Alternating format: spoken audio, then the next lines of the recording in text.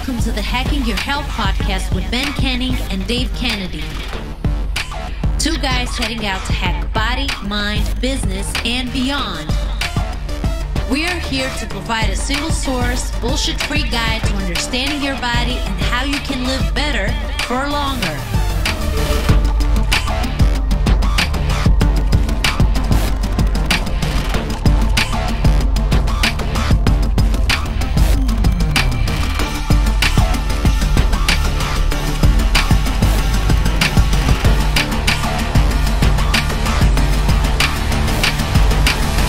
Yo, welcome back everybody. I'm Ben Canning. I'm Dave Kennedy. And this is Hacking Your Health podcast. Before we start, I just want to say that fucking Andrew Hubman followed us on Twitter. I know, that's awesome. That's really cool. We've only been pestering him for like a year, so he's almost as Twitter famous as you are. He is. He's getting, well, you know, the thing with him though is, you know, you look at Twitter famous. I've been on for like 11 years or something like that or longer. And he hasn't been on that long, and his is growing much faster than mine, right? So I think you know, he'll definitely overtake me here very shortly if he hasn't already. So, well, I think I mean that's a good point to note as well, because the @WeHack. Oh, he already has. Like, he's got 195,000 followers. So okay, well you're slacking then. I know. I got like 150 or something like that. 141,000. Well, I mean, on my personal one, I have like, what is it, like 1,500 or something, and the WeHack Health one has like 2,200, and it's been around for like a couple of months. Yep, growing. So I got work today. So, what's going on? How's your week been? So this is going to be a very angry podcast for on my side of the house for everybody there. So I just want to apologize ahead of time. You know, it's mandatory deload week, or we called it reload week, so it doesn't sound as bad. But basically, it's, you know, you hit the ground, and we'll talk about this today, but there's a lot of science behind this of giving your body and your nervous system a break after you've been doing some extremely heavy weights for an extended period of time. So, you know, we've been on this training program for a bit, and it was time for us to go to a deload week, which means that I am not working out. There's a few ways of doing deloads, which we can talk about, which, you know, I'm definitely going to get in some arguments with Ben on. And then there's you know, some discussion there. But I'm doing good. Listen, I will admit I needed this deload week, but it doesn't mean that I'm not going to complain the entire time through it, okay? So, you know, I'll be the first to admit deload weeks are necessary. I was feeling the toll on my body. And it's funny because, you know, I think it was like a week before, and I'm like, man, I really need a deload week, but I'm not going to tell Ben. And then Ben, I'm not bringing it up. Yeah, Ben a week later was like, hey, you need to start doing a deload week. I'm like, shit. I didn't think he was going to bring it up. No, but things are good, man. You know, I miss training a bit. You know, I miss that stuff, but I know Friday is the day, and I'll be able to get my lift in. It's a legs day, so I'm going to go see if I can hit my 1 rep max on deadlift and see if I can get to like, I'm gonna try for like 535 or 545 is what I'm gonna go for. I think I can pull that out. So yeah, I mean, we'll see how it goes. Your body should be feeling good after taking your deload week, so we should be good. I mean, aside, what I want to say is, what have you done with all your extra time that you haven't been training? You know, it's interesting how. So, you know, this is a good discussion point to bring up, because when you don't have it on your calendar, or you don't have it as part of your plan, life fills you up, right, with things. And you could say the same thing conversely. You know, people will say, I don't have enough time for lifting. No, bullshit. You're not giving yourself enough time to go and get your lift in, right? And so, like, what's happened this week is that it's been an extremely busy week, and my calendar is filled up to where I can't get my lifts in, right? Because, you know, I don't have it scheduled for that. So, you know, like, as soon as Friday hits, obviously, you know, that time is blocked off, and I'm going to go get my lift in. But my time has been filled by running my companies and, you know, doing work and things like that I got to done. It's actually been an extremely busy week, and I've been super productive, but not as, you know, but here's the thing. I'm just as productive as I was last week and the week before when I actually had the lifting schedules in. So what have I done with all my time? Work, but it's the same as last week. I just have one less hour, you know, during a lunch break or in the morning that I don't get my lift in. So I will say it's been nice to sleep in a little bit, you know. So my check-ins today will be very good on the sleep front, because I'm not waking up at 7 a.m. to either go to Orange Theory or to get there. Now, I have been waking up at 7 a.m. just to let the dog out, and then I'll get a couple texts out or things like that, and then I go lay back down again. So it's been good. Yeah, it's like, I remember, what was it? You must have just got the puppy, and it was last week. And I'm like, why are you texting me at this time? Like, it was my morning like time. I was like, I was like, why are you awake? Just doing puppy duties. Okay, yeah. So, how about you? How are you doing? We didn't go to you. How are you doing? I'm doing really fucking good. I have never felt this good. I've never felt this strong. Training has never been as good. Food has never been as good. Work is good. Everything is good. I don't want to rub it in because I know you're not training, but I'm doing really good, and I'll leave it at that. All right, hey guys, the rest of the podcast is going to be just with Ben, and I'm going to bounce. So I don't want to rub it in though, but I do. I genuinely, I feel really good. I feel really, really good. Training's good. I have a new place to train in. I'm training with Helmy, and it's funny because sometimes I'll put things Helmy up. is a big boy. That's a big. That's a big boy. He's a monster. Yeah, so I'll put things up on Instagram or something of me training. And so yesterday I put up the 3 plates aside on the Smith machine press. People were like, oh my God, that's so heavy. I was like, yeah, I did 3 plates aside. Helmy then got on and did 4.5 plates aside. So it's like, it's all relative. I'm like, you're looking at me being like, yeah, that's fucking great. And I'm like a skinny little boy compared to him. But yeah, so it's good. It's a good training environment. And it's like, it's almost like, I'll do things that I wouldn't necessarily do myself because I know he's there. Because I'm like, right, okay, well, he's asked me, I'm going to do this weight or this weight. I'm obviously going to do the heavier one because he's standing there. So it's a good environment. I feel good. I'm actually the heaviest I've ever been, ever in my entire life. And this morning I was 104, I don't know, 229 something pounds. Yeah. So yeah, I mean, all is well. And I've been doing cardio. I have my bike here. I don't know if you can see it. I've been doing cardio every morning. Every day? Wow. Every morning, yeah. Mm-hmm. And how's that's that going? A full week. Is it still miserable, or are you starting to enjoy it now? Enjoy, not so much. It's not miserable. I enjoy the feeling after. So once I jump off the bike, I go and I have a cold bath or a cold shower, and then I feel great. So yeah, I can feel the benefits of it, but at the time I'm waking up, I'm like, oh, I'm going to fucking sit in this bike. But yeah, I mean, it's been a week and I've done it every day, so it's good. So question, pre-workout before cardio or only pre-workout when you go to lift? Or both? Only. Actually, what I have taken, not to get down the supplements route after yesterday's post, but I've got the Breach Plus from Redcon 1, so it's an BCAA with energy. So I have it in my shaker whenever I'm on the bike. So not a pre-workout, but I literally just jump on it and I have it. So yeah, that's what I'm doing so far. Because I literally just get up and put on it. Now I know we're going to get into all those discussions here, but a question for you. So I saw you doing the bench press and the Smith machine. So what's nice about those, if you're not familiar with the Smith machines, I the first time I ever experienced one was at a Planet Fitness, actually, before I set the lunk alarm off. And, it's one of those ones where it locks, it's like a movable up and down, and it locks that bar into position. So, you have no flexibility back and forth, so it really locks yourself into a specific position where to me, I'm curious, what's your opinion on just straight barbell bench, versus the Smith machine? I think, just watching your video, it looks like you have a lot more control, over the movement, and you can probably stack heavier because you're not worrying about, your arms flexing around, everything else. You have that kind of that bar that's locked into place. What's your thoughts on it?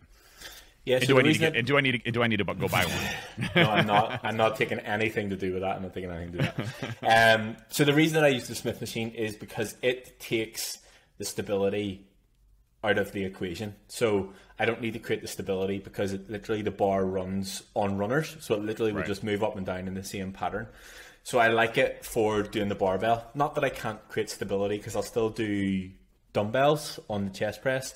The reason that I don't like doing a barbell on a bench press that's not on the Smith machine is because it's just not a nice movement for my shoulder. So if anybody saw the video, you'll notice that I have it reverse banded. So whenever the weight is coming down, the resistance of the band is getting greater. So as I'm getting weaker at the bottom of the movement, I'm at the weakest at the bottom. It's the least amount of weight because the resistance on the band's the highest. So then whenever I'm pressing it away, the resistance obviously comes off the band, and then as I get stronger, it means that I can sort of match that on the way up. So whenever I'm at the bottom, I'm not having any shit with my shoulder, and then whenever I can push it away, I can get stronger on it. So I'm just a big fan of Smith machine for a lot of things, and we did some more videos in the exercise execution library today, and there's a lot of Smith machine stuff in it as well. So do you need to buy one? I mean, need versus want is up to you. Aaron comes in and she's like, seriously, you guys talk about something again, aren't you? But yes, I'm a big fan of the Smith machine just from a stability perspective. And if I was coaching 1-to-1, I would alter between the Smith machine and the barbell with the client, because obviously you need to be able to create the stability, but I'm at the stage now that I know I can create the stability. So if there's a way that I can sort of manipulate the strength profile of manipulate the resistance profile of the machine versus the strength profile of my muscle to get more from it, then that's what I would do.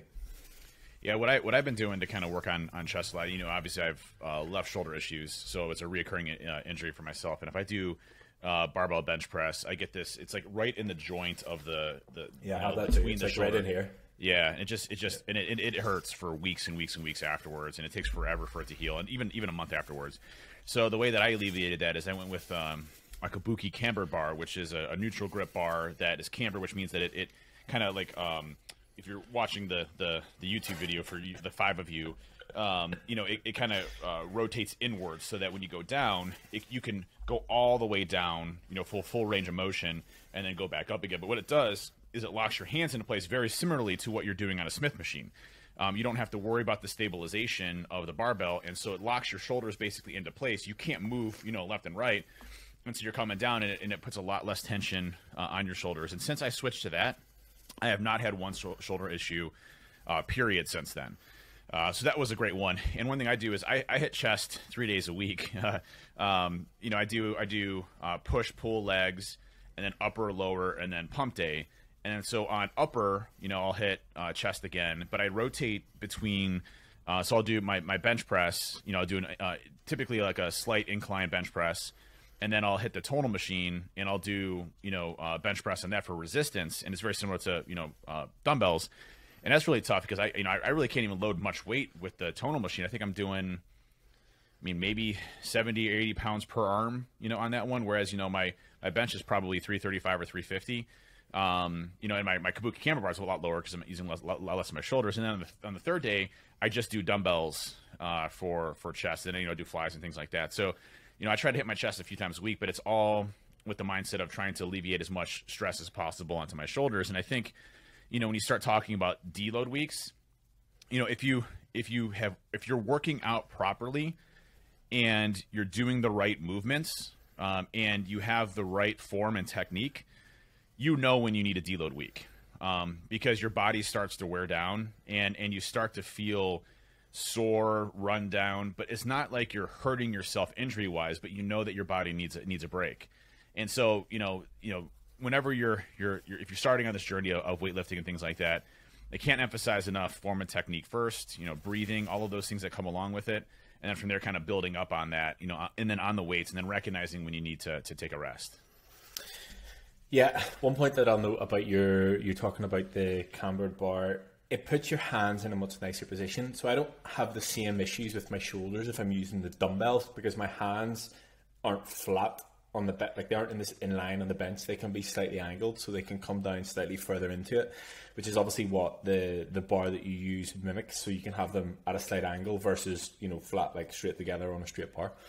One thing that I want to say about deload weeks is not everybody needs a deload week, okay? If you're at the very start of your training journey or career or adventure or whatever the fuck you want to call it, you don't necessarily always need a deload week. You need to establish a baseline of a level of intensity to almost earn the right to take a deload week, because obviously the less muscle mass you have, the less weight you can push and the less pressure and intensity that you can put on your body. So there's not always a warrant for a deload week. You can't push through these plateaus and you can't get past things without actually having to take any time off. The other thing I'm going to say is there are a couple of ways to do it, and we'll touch on in a second about why I chose the way that we did it versus the other way. And the third thing I'm going to say is obviously Chris is on a deload week as well, and it's actually this is an important. He's gone silent too, so I don't know if he's training like. No, him and I have been texting every day back and forth about how pissed we are at you, so it's all good. But yes, so it's an interesting point to note that I gave both of you a deload week for both two entirely different reasons. I may as well get into it now. So the reason that I give you a deload week is because I could start to tell by what you were saying and in your check-ins and what I was looking at that things were starting to sort of break down and we needed to take some time off. And I think it's actually a good, it was pretty much bang on when you said it as well, that you recognized it too. Yeah. So a lot of the stuff that you read and listen to about deload weeks, it's about your sort of natural intuition is you should know when So it's good that you're in the place that, whether you want to admit it to me or not, that you know when that you need them. And it's good that I'm actually aware of these things as well. So the reason that we did it is because we had been so far into that training block and you're pushing so much volume that your body just needed a break and we needed to pull back. The reason that I gave Chris a deload week is because the numbers that I was recognizing in his functional data in terms of his HRV and his rest and heart rate and his whip recovery and things like that, although he was getting good sleep and he was getting his training, he was doing everything else, the numbers weren't stacking up. So there was something going on there from a stress perspective, from work or business or life or whatever it was. So I was like, right, we need to pull back because your body can't recognize the difference between the stressors of training or the stressors of family life or the stressors of work life or whatever it is that's going on. So it's two different types of stress that you were both facing, and that's why I was able to give both of you a deload for different reasons. Just happened to be the same week. Yeah, and let's talk a little bit about the differences of deload week. And I'd love to hit on the topic of recovery and overtraining. I think people use the term overtraining very loosely. Our bodies can handle way more than we expect them to do. There's actually a really good video with Jeff Nipper. Just go to YouTube and look up Jeff Nipper. I'll link it. I'll remember to link it. Jeff Nipper overtraining. And he goes down to a lot of the science around what constitutes overtraining. And I'll hear that very frequently of like, oh, you're working out 6 days a week, you're overtraining. That's not true. I know what overtraining is. I know what overtraining feels like. You definitely want to listen to your body, and if your body's starting to break down. And this is a big difference between a deload week and the science behind a deload week, and overtraining. And I think there's a few ways of doing deloads. So I think the more common approach is to hold on, let's get into it, because you said this is the way that how do you know I was gonna go the one way or the other? How do you know? you said straight away. You sent me a message. You were like, this is what they recommend. I'm like, who the fuck are they? Like, they can fuck off. This is what I recommend, and this is what we're gonna do. And then you tried to hit me with, okay, right, 3 full days off. I'm like, no, we fucking said 5. We're doing 5 days off. I've been trying to shenanigan my way around deload week several times, and it has not worked. Ben is smart, so it's funny. I'm like, yeah, like you said 3 days, so I could definitely do 3 days, so I could start training on Wednesday. He's like, no, asshole. I said 5 days, and you can start training on Friday. I'm like, oh, that's right. Yeah, sorry, I forgot. Oh yeah, my bad. Yeah, my bad. I totally skipped my mind, but no. So there's a couple of ways of doing deloads, and I do actually like Ben's approach, even though I'm very kicking and screaming the whole way through. And Ben's approach is, and a lot of others too, not just Ben, but is give yourself just a break from training, cardio, everything. Just give your body a break, and that can be for a few days, for like 5 days, for a week.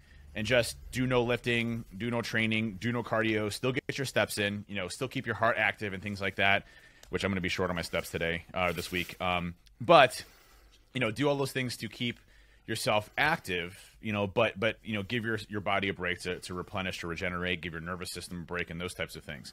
Another approach to deloading is, let's just say you're going super heavy and doing a lot of volume. So you're doing 85% of your 1 rep max, several times, and you're continuously increasing the load and you're continuously getting bigger. Over time, you'll actually hit a plateau where your body just, your nervous system, your body, everything else just kind of starts to shut down and says, hey, I'm not going to do that anymore. And you might even go back in weight, because you're just so beat up from going so heavy, all the time, and that load on your body. So what a deload week is, you typically drop the weights to 45 to 65% of your 1 rep max, and you do, the same type of lifting routine as you would, just with a lower volume for a week. And that typically, readjusts your muscles, aligns your muscles, get your nervous system back to normal. And then from there you start to, build back up again, kind of move back up into, trying to break those plateaus. So deload weeks are very, very important if you're doing very heavy lifts, putting a very big toll on your body, you start to feel it, or you feel like you're plateauing. These are ways for you to really kind of reset your body to start to go to that next level, that next height, that next pyramid, and regenerate and kind of fix yourself as things go along. Yeah, and the second way that you described there, and the way that you said that they said that is the best way to do it, is it makes a lot of sense, because it's funny though when your text message to me was, they said, who's they? And I said, well, me, obviously, but, obviously other people do. So there's obviously a lot of science behind it, and it makes a lot of sense, because number one, if you're in the routine and you're in the pattern of training and you go and you do these things in a certain day, and you want to keep your body moving in a certain way, because obviously there's that mind muscle connection, and if you take any time off at all, you can sort of go backwards with that. So it makes a lot of sense to do it in the way that you do the same amount of training days. You just do potentially, less overall volume, less total weight, less reps, less sets, and things like that.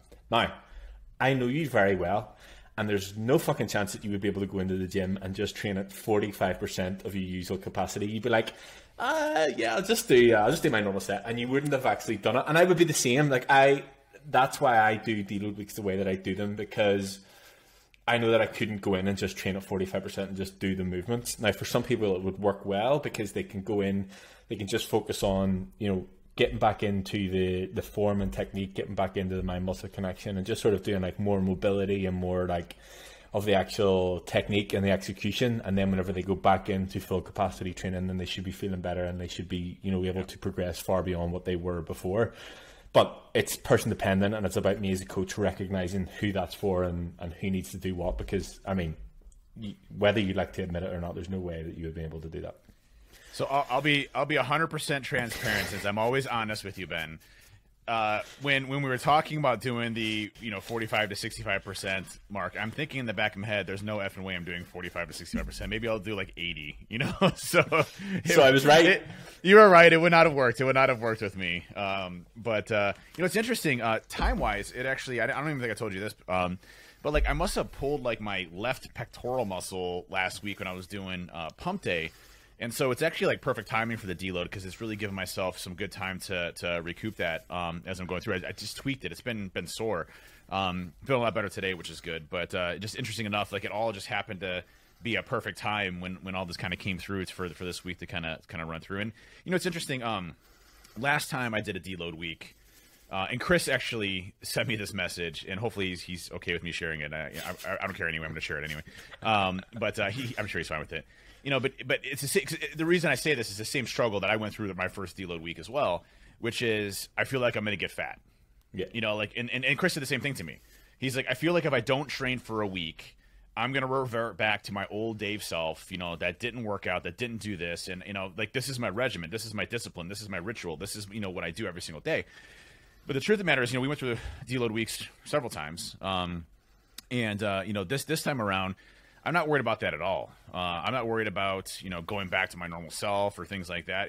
I'm thirsty to get back into the gym. I want to get back into that ritual, but I know that this is my new ritual just for this week.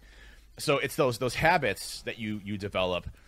And this is just a small detour in those habits to say, well, I have to do this now, right? But I have to go back to the gym that make a big difference. So I trust myself, that this deload week isn't going to impact it. In the grand scheme of things, 1 week, well, technically 5 days, is not going to reset, a year and a half worth of busting my ass, right? In fact, it's going to make me even stronger as I go through and do this. So, it's something you need to consider as you go through this. It is a bit of a mind screw. I was going to say mind to F, but I'm trying to get rid of the F words out of me doing it. Don't worry, I'm doubling down on F-bombs. You're doubling down. You've already said 6 of them, so you're good. But it definitely messes with your mind when you first go through it, because you're like, well, hey, I'm supposed to train hard. I'm supposed to go all in. I'm supposed to do this. I'm not supposed to give breaks. I'm tough. I don't need this. I was talking to one of my buddies, Dom, who he runs a local gym here called Nervous System Training, or NST, and they train kids, on young athletes and things like that go through sports and things to that effect. And he's a power lifter, through in and throughout, just one big muscle. He's just, all he does is just he just sends me videos of him, with this crazy 8-pack, and he's just deadlifting, 700 pounds, and he's just always like, screaming. He's just a meathead, right? Great guy. And sounds like we should get him on the podcast. We should, absolutely. He's a great guy. He'd be great to get on the podcast. He's funny as hell. But the thing with him is, I was talking to him when my son was at basketball. When I was teaching basketball practice, and NST's in the same location, and he was like, I'm like, I'm going through deload week. He's like, I actually like deload weeks because I know my next plateau is going to be even higher. He's like, so for him, he looks at it as, I need a deload week because that's going to shoot me through the roof next time around. And I think that's the type of thing you have to, we talk about the previous podcast around mindset. mindset wise, this isn't, a setback. This isn't something that's going to hurt you in any way, shape, or form. It's something that's only going to make you even stronger as you go through.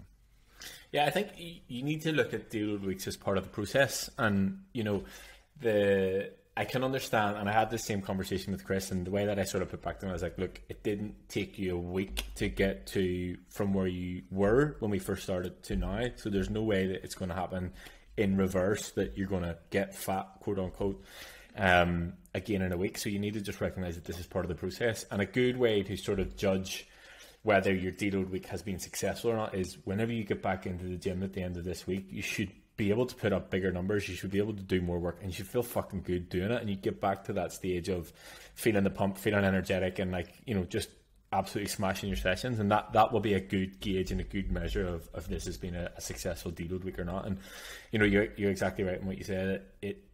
Okay, yes, you will hit a plateau again, but your plateau next time is going to be infinitely higher than the one that you're at now, and the same with the one that was previous. It was less, and that's how you just build and build and build on it.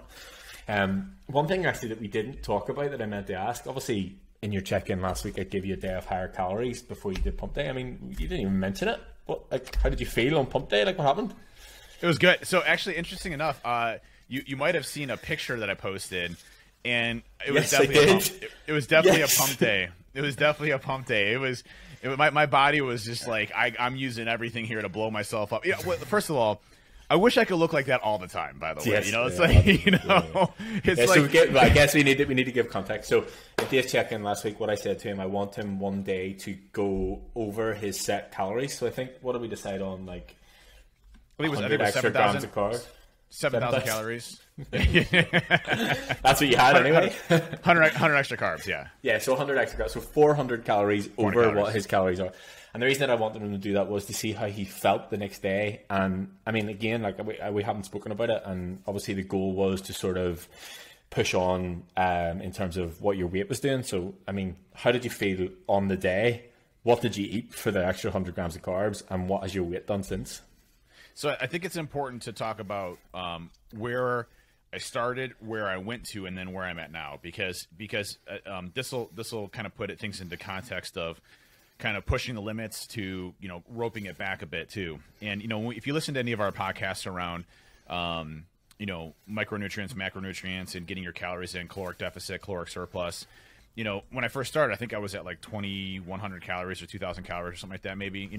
And over the months, as I continued to build more and more muscle, my calories shot up, and a year and some change later, we did a pretty hefty bulk phase because I was doing a power building program through Jeff Nippard, and Ben and I went through the same thing just to kind of test it out. And it was very heavy effing weights, like real heavy weights, all the time. It was an intense program. That was a good insight for me to know. Sorry to interrupt you, but that was a good insight for me to know that there's no way that you could have done 40% capacity, because whenever we were going through it, it was like, yeah, do 70%. You're like, fuck that. I'm just going to do 100%. I'm like, okay, good point. Good point to know. And you, by the way, you did the same thing. That's why I know, and that's the person. Yeah, it's like, hey, do 3 sets of your 70% 1 rep max. I'm like, cool. I'm gonna do 3 of my 100% rep maxes to see what happens here. So. But, and so we took calories up, and I got up to 4,000 calories that I was eating a day. And that was a lot of calories. And, what happened during that period of time, and to talk about how I felt effing awesome. I had the most amount of energy. My workout routines were just ridiculous. I mean, I was foaming at the mouth and just killing it because I had, all this energy, for my body, because I'm literally eating. Now, let me also tell you, eating 4,000 calories a day, cleanly, I say cleanly, like I'm not, jacking, a bunch of Starbursts and things like that. But, I'm eating, pretty healthy. That's tough to do, So I got tired of eating 4,000 calories first of all, but I felt freaking awesome. And then, what happens is if you're in a caloric surplus, especially a little bit of an elevated caloric surplus, you're going to start to build some insane muscle with that. But you're also going to have a byproduct of fat. What you don't use turns into fat. So I started getting a little bit, less visible abs and things of that effect. Obviously, weight ticked up.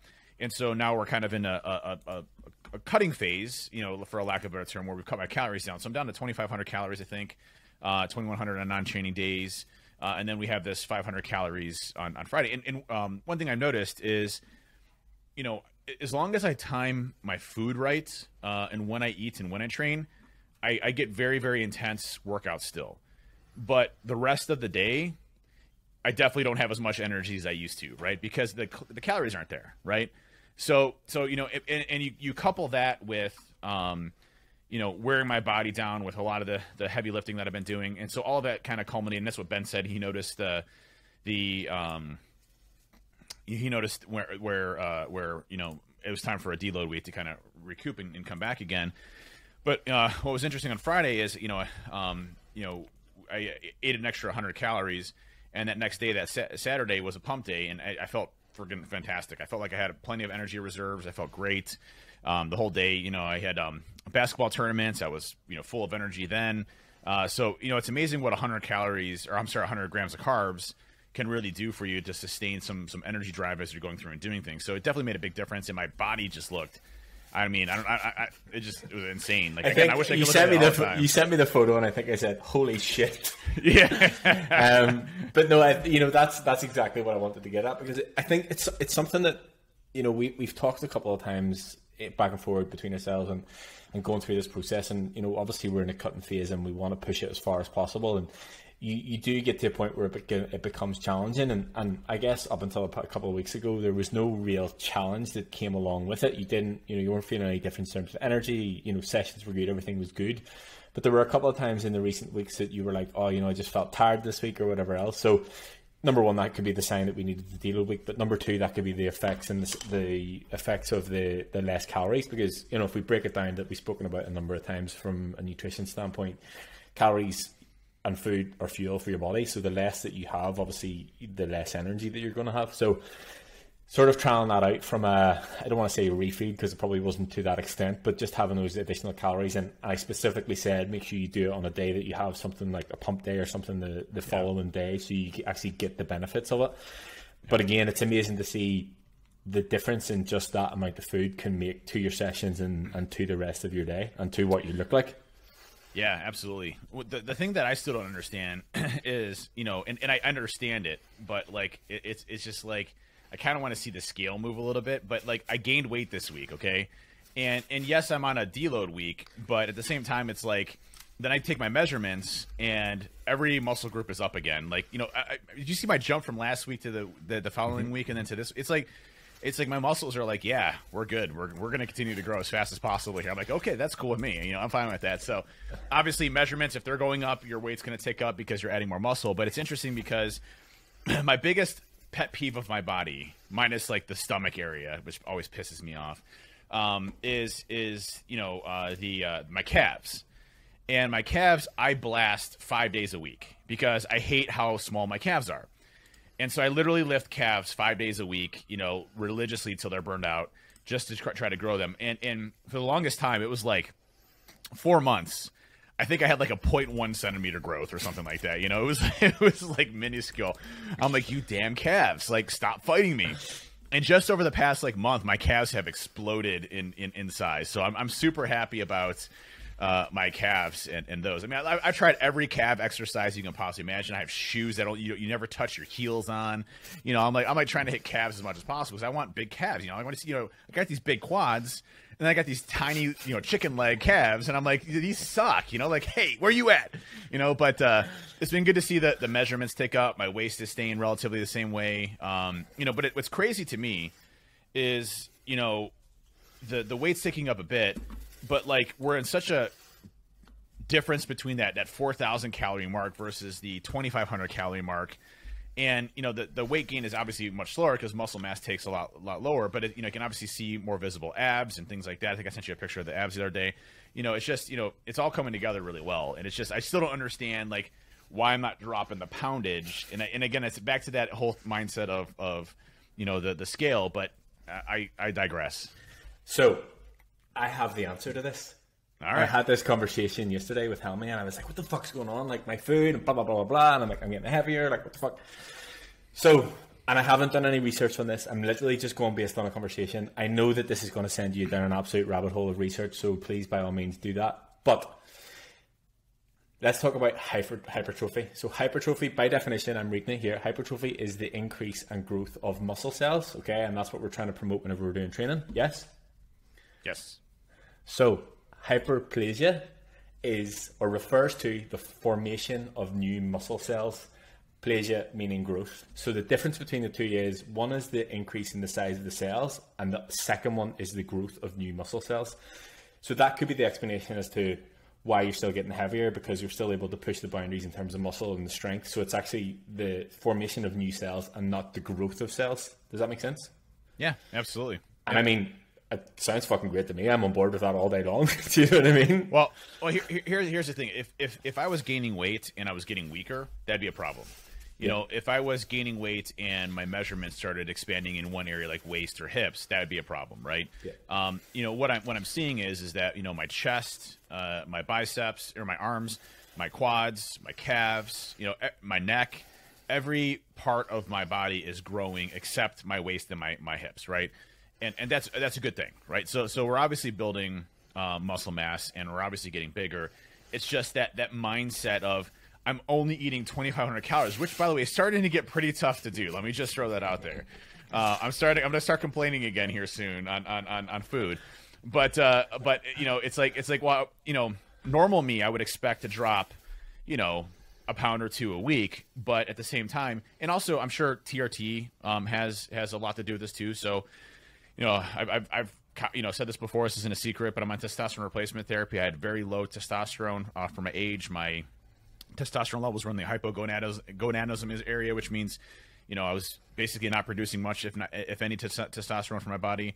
And so, you know, I'm in the normal levels of testosterone. I'm not riding it high. I'm not, you know, abusing it in any way, shape, or form. I'm just riding in a range that is good for me for optimization. Optimal, yeah. Optimal, right? Optimize your body. And so, you know, I think that obviously has a good deal to do with it too. But you know, I was reading or watching one of Jeff Nippard's videos on the bulking versus cutting stuff, right? And, you know, he goes into great length around how you can still add muscle mass, albeit not as much in a massive surplus, but you can absolutely still grow muscle, gain weight, and shred, you know, in a caloric deficit if you're getting the right amount of nutrients. So obviously protein. So he's in the 1.3 to 1.8 grams of protein per pound of lean body mass being the key there. So you're looking at about 1 gram per pound, and in making sure that you're eating at the right times, and those types of things can make a big impact on protein synthesis and making sure that your body's optimized for building muscle. So, you know, it all makes sense. It's just, you know, for me looking at the scale, I'm like, well, shit, I gained a pound this week, you know, like, and I'm eating, you know, like carrots and rice and chicken. And, you know, but you're exactly right. Do you know what I mean? Your strength is going up, so that means that there is new muscle being built, and that hypertrophy versus hyperplasia thing, it could explain it. As I said, I haven't looked into it, and, you know, by the sounds of it, that's exactly what I want. Do you know what I mean? I want more muscle, I want more cells. Yeah. But yeah, you know, you're exactly right. If you are everything to a T in terms of your nutrition, your training, then yes, you can absolutely still build muscle. I would say if we were still at the 4,000 calorie mark, your weight would just be flying up and up and up and up. Like there would be zero issues, but also your strength would be at a much higher level than what it is. And this is something that I've sort of thought for myself, like where I'm at the minute, I'm probably having around 3,600 calories on training days and maybe 3,200 on non-training days. And my weight's coming up and my strength's coming up. I am relatively lean. I'm not getting like super lean, but obviously adding the cardio in will help with that. But in my head, and this is full disclosure, I was like, right, I'm going to go over and I need to be relatively lean for over there. And then I'm thinking to myself, no, fuck that. I mean, I need to be strong. Like I can't be lean. Be strong. I got to be strong. Like, if you come on here lean and I'm you know, busting your ass in rack pulls. Yeah, exactly. I was like, no, fuck that. I need to change my plan here. I need to be strong. Strong whenever I go over there. So the goal for me is, and I spoke to him about this today, we're going to increase my calories slightly and then just allow the training intensity to do the work. And I mean, for anybody's listening, like I only train 4 days a week. I'm obviously doing the cardio in the mornings, but it's only been for a week. But, you know, for me, the 4 days a week is enough. By the way, as I said, arm days are no joke. I used to be like, fucking arm day, yeah, right, dead on. But the good thing about it is my arms are one of my weaker areas, so why would I not put more volume through them? Like, why would I not focus on them or give them their own day? But anyway, so I'm doing 4 days a week. I feel great in my training. I feel like I need the recovery. Like yesterday we did push, and then today, as I said, we were doing more of the exercise execution library, and I was doing something. I was like, I can't actually move properly into it. So my body needs recovery. It's telling me, and I'm in a good spot that I understand my body quite well. So for me, I'm going to actually increase my calories, with the hope that the intensity of the training drives fat loss at the same time. And again, obviously, as we've spoken about, TRT will definitely do us favours on that front. So yeah, I mean, for me, that's my goal. I'm just going to continue to get stronger. And I feel good, and I know I've spoken about this before, that, whenever I'm slightly bigger and I'm stronger and I fill out my clothes slightly different, I'm like, I want to be leaner, but I need to commit to what I'm going to do. As I said, I'll be there in, I think, it's probably 8 weeks or something now. I'm like, I need to be strong as hell. Like, I can't have any of you guys any stronger than me in any movement, so I need to make sure. You don't have to worry about Chris, but me, I might. So. I'm gonna start bringing everybody's calories down 2 weeks before. Everybody's on 1,100 calories. They go to the gym, they lift a 25-pound dumbbell. They're like, I'm so tired. I'm gonna go to bed. So yeah, good points to note there in terms of like what your body can do in both phases. And for me, I'm keen to see for me, I would say probably 3,500 around about my maintenance. So I'm keen to see if I push past that, what actually happens in terms of strength and in terms of, what my weight does and how my body looks. And as I said, like, I'm heavier now than I ever have been.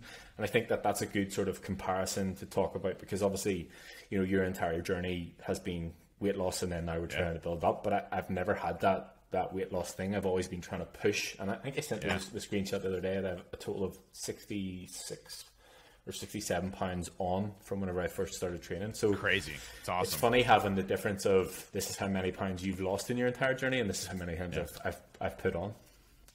Yeah, it's interesting. Like, a couple things I want to hit on. You hit on 3 things that I think are really important. One, that you still have a trainer, right? We've talked about this previously in podcasts, but it's important for the trainers to have trainers, to look at your whole picture of you. You might, you do it a day in and day out for all of us, but your own health, your own success, is a testament to what you put into all the people as well. So you're always continuously learning, figuring new things out, and doing different things. Helmy is obviously a friggin' Hulk machine, He has a trainer too, do you know what I mean? So the process continues, you know what I mean? And he's learning from him, and that's what we need to do. And that's one of the things that, like, I think I talked about in another podcast that kind of blew my mind. I never thought, you'd originally mentioned to me, like, oh, I have a trainer too. I'm like, my trainer has a trainer? Like, I guess I never thought of that, I figured, like, everything, so, at least for me. But it's interesting to know that's not.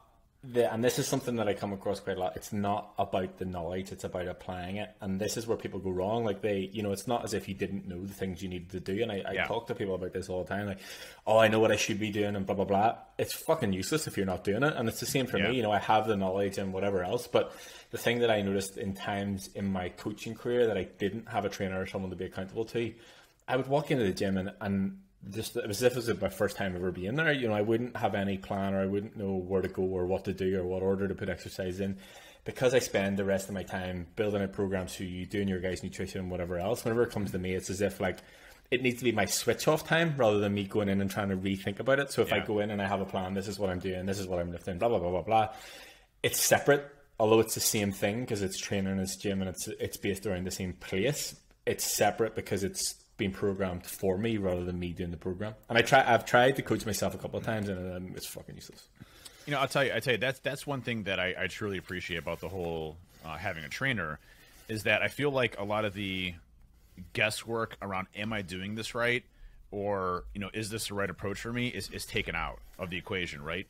I would have never pushed my calories to 4,000. I would have never dropped my calories to X. I would have never, and I would never be where I'm at today from a muscular perspective, or how much, the best shape of my life, had I not had a trainer in place. So, I think, even though, we talk all the time, we make jokes that I'm up till 2 a.m. looking at scientific research, and I got books on building, your own training programs and, nutrition and all this other stuff. At the end of the day, having somebody that can look at the whole picture of you, be non-judgmental, and see where you can push things, even though you may know all of the components. And by the way, I still don't know all the components. I learn something new from you every single week. minus deload, because that's bullshit. But just kidding. You know, it's those things that I think really make a big difference in your health career, to hold you accountable for yourself and to push you to that next level to get you going. Because, you know, I feel like I've said this before in previous podcasts, but my biggest fear, you know, is I look the same next year, right? I want to be bigger next year, and I want to make progress. I don't want to stay the same. You know, like, I want to push this as hard as I possibly can to see how far I can take myself and to push myself into an area that I've never done before. I'm already in an area that I've never done before, right? So I've already accomplished that goal. But where does this journey go, and how can I continuously make it you know, move forward? And so I think, you know, without that accountability, without, you know, somebody there to take a look at your whole picture, like, you know, deload a week, I would have not been honest with myself and said I need to take a deload a week. I just would have kept going, right? And I probably would have ended in an injury. You know, let's be perfectly honest. So, you know, those types of things I think really help me as I'm going through this, because I have somebody there that's holding me accountable, that can sit there and say, hey, I just had a shit week, or, you know, hey, why are you upping my calories when I'm trying to lose weight? You know, all those things, you know, really compound into, I think, what a trainer actually provides for you. Even though you may have the knowledge inside of you, or maybe you've already been successful in your certain journeys, I think even having somebody that's there for you makes a big difference. Yeah, it's somebody described it when I was on a call recently, and it's as if it's like having a second brain, like somebody who's going to go, you know, this is the right thing to do, this is what you should be doing. And, you know, as you said, you wouldn't have pushed your calories, but me going, this is what we're going to do, you're like, okay, right, well, you know, let's do it then. And the same with the deload week, me going, like, we need to take a deload week, you're like, okay, right, yeah, I knew that, but I wasn't willing to admit it to myself. Whereas if you have someone external that can zoom out. And again, another point actually that to note, I can't remember who I was talking, Rob, I was talking to Rob, and he came on the call last week, and he was saying that he got to a certain point, he feels like he always gets to this point in his journey that he can lose a certain amount of weight, and he always gets to the same weight, and then it starts creeping up, and then everything goes to shit, because he's like, oh well, fuck this. And what I did was I sort of zoomed out, and obviously our check-in sheets are 7 days, they're 1 week. I sort of zoomed out on a 3-week basis, and I was like, okay, right, look, between this day and this day, which was only 2 weeks apart, you lost like 10 pounds. And then, okay, now your weight started to creep up again. Like, you can't expect to just continue to lose at that. And he's like, okay, right, yeah, that sort of makes sense. And like what's going to happen is your body's going to try and acclimatize to the weight that it's at now, or get used to the weight, or as I've said to you before, own the weight. And then what will happen is it will start to come back down again. And then lo and behold, after the weekend, he had dropped another 2 pounds, which was 4 pounds from when he was freaking out about it. And he was like, you know, you were right. And just having that, like, someone to rationalize you the data and the information, and sort of not just look at the days and even the weeks, to be able to zoom out and go, right, okay, well, you've been from here to here, let's sort of come back into it and see, you know, give it another couple of days, see what happens, and if we need to change something, then we need to change something. I think the whole perspective on everything is really important, right? Being able to get that full picture of your entire body, your workout plans, you know, even picking up subtle hints that, hey, I'm starting to get tired, or those types of things. Hey, it's time for a deload week.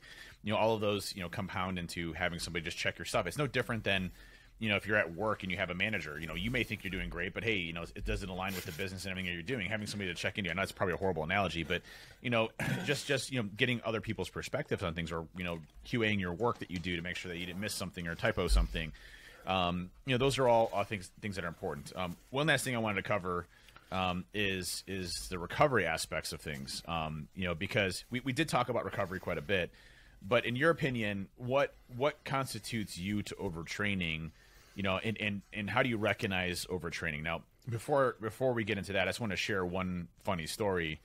I was at my mom's house this weekend. She had got her kitchen redone, and so we went over there for dinner and with all the kids, and I brought our little puppy over, and she peed everywhere and all that good stuff that normally happens. But my mom, you know, I take my jacket off, and my mom says, "Holy crap, dude!" She's like, "Your arms are freaking huge," and I'm like, "Well, thank you.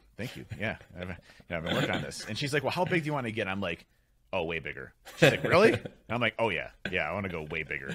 Much bigger. You know, yeah, much bigger. I am a puny man of my size, and from pale in comparison to what I want to be, but. You know, she's like, okay, all right, whatever, float your boat, I guess. But, you know, she thinks I'm crazy, but I love it. And, but you know, yeah. Even that, like, that's a good point. You know, my goal was always to get to 100 kilos. Obviously, whenever I got to 220 pounds, whenever I got there, it was like this letdown of like, okay, I'm looking at a number now, what the fuck? But now I'm over that, I'm like, okay, well, where can I actually go with this? Do you know what I mean? And coming from a place of the skinny kid, like I never thought I would be able to be this weight in the way that I am. And I'm like, wait, like you said, like how far can I actually push this? Like, can I get to 110 kilos? Can I get to 120 kilos? Like I fucking have no idea what I would look like at 120 kilos, but I'm willing to find out. Like I'm willing to do the work to get there. And, you know, it's that sort of constant journey and how things sort of develop and how your goals will change and how, you know, you'll reach a certain point and then you go, well, frick, I want to do this now. And it's just constantly evolving. Yeah, it's a constant evolution of making yourself better, right? And I think that's into the mindset side of the house, right? It's like, no, I'm it's never good enough for me because I always want to make myself better, right? And I always want to optimize myself to be better. I always want to push myself and to be stronger than I was yesterday. And that's the mindset. You know, like people will be like, well, hey, I'm 250 pounds. I need to get to 200 pounds because it's that number. And then they get to 200 pounds. And I'm like, well, I still look fat. Well, yeah, because you're skinny fat, right? You know, now, or whatever it ends up being. Like, you're not hitting your goals of what you want to actually accomplish. Is it that you want to be 200 pounds and that's your goal? Or is it, do you want to look great with your shirt off and you be able to go to a beach, or you be confident in yourself, or push yourself and continuously kind of chisel away at, you know, years of neglecting your body? I think, you know, the whole mindset thing is that it's never good enough. You know, it's never, you know, you never stop. You just keep going. You keep pushing yourself forward until, you know, you can't anymore. You know, when I'm 90 years old, hopefully I can do a 50-pound deadlift, you know, whatever it ends up being, or maybe 500-pound deadlift. I want to be in the news like 90-year-old does 100 to 500-pound deadlift. You know, that'd be pretty badass. Then dies, but you know, hey, if I go on that, what a good way to go out, right? I think you said that to me. Like there was you're a 1,000-pound leg press. You were saying a 1,000-pound leg press. Yeah. I was doing a 1,000-pound leg press, and I messaged Ben and I said, listen, you know, if I don't respond back after my leg press, can you let Aaron know that I died? And I think Ben said something like, what a way to go out. You know, like, True though. Yeah, right. No, hey, listen, died doing a 1,000-pound leg press. I mean, that I'm like, put that on my tombstone, you know? Thankfully you did not. I did not die. I think just to sort of touch on what you're saying about the weight, like again, you know, I have calls with people all the time, and I'm like, okay, what's the goal? And they're like, I'm X weight, I want to get to X weight, and I'm like, why that weight? And you're right, it's a psychological number, especially if it's in and around, you know, the 200 or 250 or whatever it is. And I'm like, why that weight? And we dig a little bit deeper into it, and by the end of the conversation, they don't give a fuck about the weight. And I'm like, it's just the fact that you want to look good whenever you're naked. And they're like, yeah, that's probably a pretty good way to put it. And I'm like, well, that's all what we're here for. And I'm like, if you could be, you know, if you're 250 pounds right now, and we could go through a year of coaching, and by the end of it, you were still 250 pounds, but you're absolutely fucking shredded, would you be happy? And they were like, yeah. I'm like, okay, so it's not anything about the weight, it's about the body composition, the things that we need to do to sort of change it. So it's a hard one to step away from weight, and you know this, and we've spoken about it before, and we talk about it in the client group all the time, we talk about it at the calls. It's a hard one to step away from, because that is what we're brought up knowing. Like, we're brought up that if you're this weight, it's bad, and, you know, especially with BMI, because it's a number connected to, you know, obesity or severe obesity and whatever else, which is obviously a lot of shit, but you know, it's because we're brought up with that number, and we stand on it, and we actually put a value to ourselves based on the number and what it says. And, you know, the same for me. Like, I always wanted to be 100 kilos, which is a stupid fucking goal that I would never recommend it to anybody else, but I wanted to do it myself to reach that number. Again, a psychological number, because I would go from 99 to 3 digits, and it's fucking ridiculous. And I got there, and I was like, okay, that's it. And it's just, you know, it's the same. Yeah, and it's the same on the way down. And like, I'm, you know, like I said, I'm 104 whatever at the minute, and I'm like, it doesn't define me. It doesn't make any difference. Yes, I feel great, but I feel great because of my training. If I was 98 kilos and I was this strong and I felt this good, it doesn't fucking matter. Well, that's the thing with my weight ticking up. It's like, I'm not panicking about my weight ticking up, because I know, you know, what's happening, right? And I know I'm getting stronger. I know I'm building more muscle. And it's like, hey, in a magical world, could I look like Arnold and weigh 200 pounds? You know, it's like, no, it's not going to happen. Like, you know, if I want to look like Arnold, which is never going to happen, but you know, if I want to get in 1/1000th of the Arnold, you know, side of the house, you know, I'm going to have to increase my weight, you know, as time goes on, because you have more muscle mass that is needed in order to sustain that. So, you know, it's one of those things where it's like, you know, the scale is irrelevant. It's how you feel. It's progress. It's, you know, pushing yourself harder every single day that makes a big difference. But back down to the topic of recovery. Oh, you have something to say? Yeah, I don't know if you've noticed, but secretly what I'm doing is I'm just making us exactly the same weight as we come into it, so that on the day that we're training side by side, everything will be pound for pound. The deadlift will be pound for pound, the grocery car will be pound for pound, and there'll be no, oh, well, I'm on this many calories and I'm this weight and you're that weight. Will be the same on the day, and that means it's an equal level playing field that no one can argue with. Yeah, absolutely. Yeah, exactly. So I mean, I think I got you on deadlift, but I definitely don't have you on rack pulls. Like, I don't know. You think you got me on deadlift? Okay. Yeah, We're gonna see. It's okay. I got it. It's fine. Wait, are we doing traditional or are we doing sumo? Which one? We'll probably do both. I think we should probably broadcast it. Probably broadcast it live. We got to do both for sure. Yeah, that's for sure. Anyway, on your question about recovery and overtraining, I think that to qualify for overtraining, you need to be at an elite level. I would even say myself, I've never been at a point that I've actually been in that point of overtraining. I think it's an excuse. I think it's far beyond what general population people can actually reach. And as you said before, your body's capable of much more than you believe. And it's about just pushing past that and actually reaching the limits or even close to them. But overtraining, I think, is bullshit. There, I guess that up. I fully agree. I remember when I first started the Jeff Nipper program, and it was like 5 days a week. I think is what it was, 5 or 6 days a week. I can't remember. It was like intermixed. I think it was like some weeks it was 5, some days it was 6. But anyways, someone was like, "Oh, you're overtraining. You're not going to get the gains that you want to. All this other stuff, yada yada yada." And and I'm like, "Oh, well, maybe I am. Let me take a look." And it's like, no, like. Listen, I do Orange Theory 3 times a week, which is high intensity interval training, which is an hour a day, and I lift 6 days a week, and I am feeling the best that I ever have in my entire life. My strength is going up, my body's not breaking down, I'm getting stronger, I'm hitting my objectives, I'm hitting new PRs. Like, if that's overtraining, then keep bringing it on. Like, keep bringing on that overtraining because it's working great. But I think a point to note is that's the level you're at now. If I had said to you in our first week, you're going to train 6 days a week, and this is what you're going to be doing, and this is going to be the volume, and this amount of cardio. Like, yes, okay, you probably would have been overtraining at that point for the level that your body's at. And I think it's just having the wisdom to know where you're at, or having someone to say, look, okay, maybe this is not what we need to do or whatever else, but it's taken us a long fucking time to get to where we're at now. Yeah, and that's something to definitely comment on, is that you're not going to get to something like that day 1 or day 2. You shouldn't be doing that, but you need to listen to your body. So if you're training 3 days a week, and you decide to go to 4 days a week, that's probably going to be fine.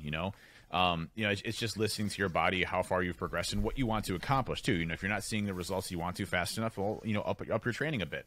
So it's just that finding that balance between what's too much. But at the end of the day, it's very, very difficult to overtrain. It's very, very difficult to cause yourself injury because of training. Again, if you have proper form and technique, you're giving yourself ample days to recover from a specific. Now if you're doing, I think there was 1 week I was like, hey, we should start a deadlifting program where we deadlift 6 days a week. And you're like, that's the stupidest thing I've ever heard in my entire life. I'm like, yeah, that's definitely stupid. If you're deadlifting every single day, you're not giving yourself, ample time to recover. Yes, you're going to have some injuries there, but that's why I like the push-pull splits, push-pull leg splits, doing different body groups, different days, giving your muscles time to, repair and recover, the muscle hypertrophy, the protein synthesis that occurs there. Those are all things that I think will make you, recover faster without having to worry about any type of overtraining. That's why they split them up like that, right? If you do full body every single day, you're probably going to have some pretty big wear and tear, on your body as you go along. And now you can do full body, but just split them up a little bit to where maybe you're doing, shoulders one day and, quads in the same day. And then you do, triceps, and biceps one day, and then, whatever. It's just splitting them up so that it's different. But I think, the whole overtraining aspect is just, a lot of times it's used for an excuse of not to train and not to push yourself in a certain levels. Your body can handle so much more than you're capable of. And a good example of that, when I'm at Orange Theory, and today's a good example because I didn't go to Orange Theory today, but if I were at Orange Theory today, because Erin went, it was one of those things where she was it's actually one of my favorite days to go. It's what they call a power day. And I think they did, I'll have to ask her again, but power days are like sprints. So you're sprinting a lot. Okay. And one of the ones she said at the very end was like, she had to do like a 45-second sprint and then like a 30-second sprint afterwards, something like that. And I've been in that same situation where I'm like, hey, I'm at 30 seconds. I can't, push another 30 seconds after that. I'm too done. But then, you hear the trainer, it's like, you can do anything for 30 seconds. And then you run for 30 seconds and you're able to complete it, right? It's definitely mind over matter. And your body, again, can handle it. It's just, your mind is like, hey, I need to tap out because I'm, not feeling great, or I know I can't do this, or those types of things. So, last week is a good example. Orange Theory, we were doing mountains, inclines. And, I got to the very end of the incline, and, I was like, man, I'm just going to go hit, 5 and just start to walk it down. I'm like, no, bullshit. Like, you can handle this. You can keep it going, and I was able to complete it. So again, your body is much more capable of doing more things than you can imagine. Yeah, I think your mind is obviously will put you into protective mode, and it's like, this is uncomfortable and I don't want to do it. So it's going to get you to stop it. And if you can sort of override that, then as you said, you can sort of accomplish anything. And I think, the point that we're talking about training, yes, you can train full body every day if you want to, but that's where the magic of good programming comes in. That whether you do I actually programmed recently for Ali who did full body push and full body pull, which is different muscle groups, but it's still obviously full body. Or again, to talk about Jeff Nippert, I watched a YouTube video of his last week, and they talk about high frequency full body, and they talk about being a bit more sensible in what you're doing and the way you program, and that potentially today, if I'm training, full body and I'm doing a chest exercise, it could be a big multi-joint compound exercise. But then tomorrow, whenever I'm doing it, it's not as hard hitting, and it's potentially something that's a bit more isometric, or it's a bit like a fly or something like that. It's not as taxing. So, if you have a bit of sense around programming, and you're not, as you said, doing deadlift fucking 6 days a week, you can definitely accomplish doing full bodies or training muscle groups back to back. It's just about having the wisdom to sort of split it up properly, I guess. When I sent you my first stab at my hypertrophy program, or my volume program I was doing, what was interesting when you took a look at that, you're like, well, hey, switch these days around, because if you notice, you're doing something that's heavy back intensive one day, and then you're going into like deadlifts the next day, which is going to be, again, more strain on your back. It's like you need to split that up a little bit so that you give some time for your back to recover and to heal, so that you're not just putting it through sustained load over time. And those are the invaluable concepts and tips that you need when you're planning your own training programs, to say, hey, this, we're giving enough time for ourselves to recoup and regenerate to get better at what we're doing. So those are definitely valuable lessons. But overtraining in general, bullshit in most cases. It's just an excuse for yourself to not go and train. Yep. Cool. That was a good podcast, man. Yeah. I want to say, based on our conversation earlier on about your recovery, I would like you to go and train tomorrow. You don't have to wait until Friday. You can start training again tomorrow. Seriously? Yeah. I'm so excited. Yeah, this is the best birthday present ever. The other thing that I want to say to anybody, obviously, I mean, judging by when this will be out versus when it is now, we're going to do a Spaces this Friday, which will be last Friday. So we're going to launch our first giveaway. Now, I haven't decided whether we're going to give away a year's Whoop subscription or 3 months worth of supplements, the Blue Nutrition supplements. But I guess by this point, you guys will know on Twitter. So if you do see it on Twitter, go retweet it, and whatever way we've set up the competition, but get involved in it, because we're going to be doing more things like this and more spaces and more interaction with you guys, and not just us talking at you once a week. Dude, I'm still like I'm still red in the face, because I can go train. I'm actually going to go bring a cot downstairs so that at 12:01 p.m. or a.m. that I can go and work out. But I mean, it does make sense, right? I mean, you look at where I'm at. The recovery that I've had this week has been awesome. I'm at 95% recovery, which I think is like my highest it's ever been. I feel great. I feel regenerated. And we haven't trained since Saturday, so it's been Sunday, Monday, Tuesday, Wednesday off. So Thursday's fine to go back and train. Yeah. I had this planned the entire time. Did you really? I was just that's so nice. Thank you. I was like, man, Friday. I'm like, I totally could go tomorrow. I'm excited. That's awesome. Well, hey, appreciate everybody listening to us banter today. Obviously this is Hacking Your Health, and follow us on social media, Twitter /WeHackHealth, our Discord channel, discord.gg/hackingyourhealth. https://wehack.health, all over the place. Take a look and share with your friends. Hopefully you can make an impact on them and what we're trying to do. Again, free resources to help the community out. Awesome with Ben and the promotions of what we're doing. A free year subscription to Whoop. Is it a year, right? Yeah. Or was it? Yeah. And then 3 months of blue supplements, which I have a bunch of them. They're fantastic. One of my favorite supplements out there. So again, free giveaways, things that we're trying to do to help you stay motivated in this journey. But this is Hacking Your Health. Thanks to everybody who has shared and retweeted and tagged us, because it just is growing and growing and growing. And obviously the profile's growing, but the amount of tweets that I'm seeing and the amount of people connected to the hashtag is obviously growing, and it's obviously impacting other people, and it's great to see, because it's far beyond just what you and I are doing. some people are doing some cool shit. Do you know what I mean? Yeah. Dude, it's so cool to see the progress of a lot of folks and people that have just started taking their journey. I got a direct message just yesterday on someone that had switched to Tavala and dropped, 4 pounds or something like that, just by nutrition alone, So, it's amazing the small tweaks that you make that make huge impacts in your life down the road from these habit forming things that we've talked about. And if you haven't listened to our habits episode, really recommend checking out the habits episode about building small habits that turn into big habits down the road. Again, small things like counting your calories, nutritional aspects, just walking 10,000 steps a day. Those types of things can have major impacts in your health and performance and as you start to grow in this journey. But it's just been awesome to see these folks grow, and I get excited every time like there's a new We Hack Health hashtag. Seeing people's progresses and seeing people get shredded or hit a new PR or just do awesome stuff. It's just that's all the benefit that we get with this. It's just amazing. For sure. See you next week. See you next week. Later. Okay, see you. Bye.